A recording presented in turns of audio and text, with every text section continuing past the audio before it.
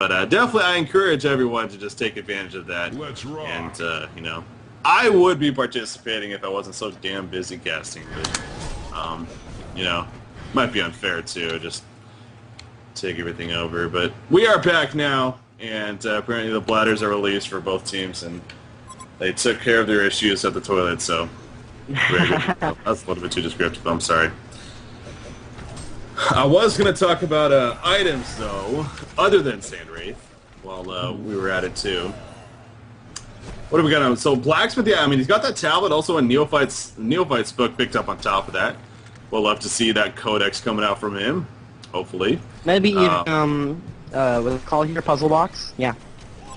Well, see, Puzzle Box would make sense. Codex, though, is what we all just hope for, so oh, yeah, that's why I say Codex. Yeah, we already talked about that Portal Key on Polywog Freeze. He's even got an Astrolabe. I mean, he's been fantastic with his farm as, you know, 161, not too bad for support, especially in his role by any means. Sand Wraith on the meantime at the bottom lane. Yes, he'll go down. They'll activate that token alive. Look at Silhouette immediately porting out, and so does Hammerstorm. No! Hammerstorm not going to be able to. Oh, the shame. Polywog Freeze comes in at the last second. And not accidentally, he purposely hexes him to stop him, and well, kills him. So I like the preemptive farm right now.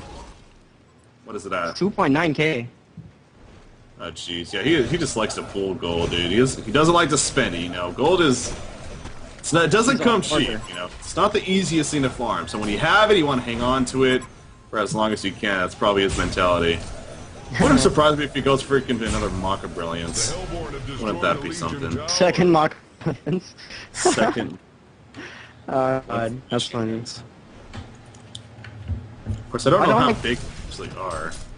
I think it was mentioned, but supposed to be quietly farmed for his tanky items. He does have a HoN with the Black Legion and Shaman Cedrus now.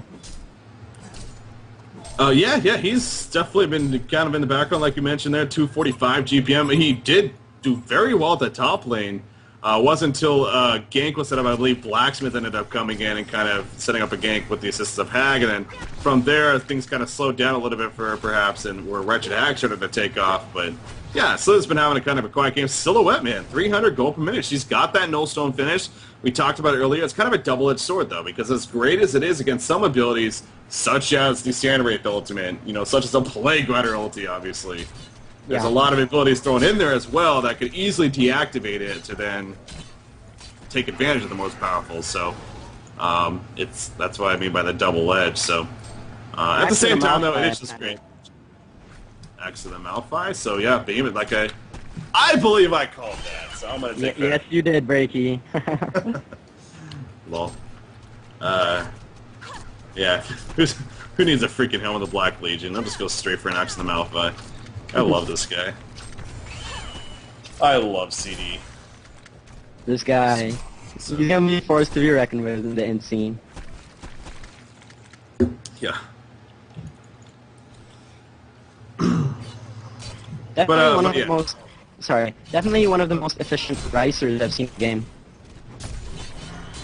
Yeah, and we've seen him a couple of times in the scene as well, and in recent play by Dustman. Of course, they did qualify for DreamHack winner. We were talking about that earlier, and I believe he was playing in that. So, and we kind of said to ourselves, I mean, where did this guy come from? Because it was interesting seeing him like on their carries. But yeah, no, he did fantastic with all the games that we saw, and it's no doubt a great pickup for them. And he is one of those ricer type of players. It seems like where he just farms, and you know, works off of that. But in a game like Heroes of New Earth, you know, that's definitely a big part of the strategy, of course. So. Long time ago, back in Closed Bet, I think, part of the Paul, if you do remember that team. What was it called? I'm sorry. Paul, P-O-L. Oh, Paul, yeah, of course. Yeah. So he was their main guy for that. Puzzle. Yeah. So he does have competitive experience. Oh, he played with them. Okay, interesting.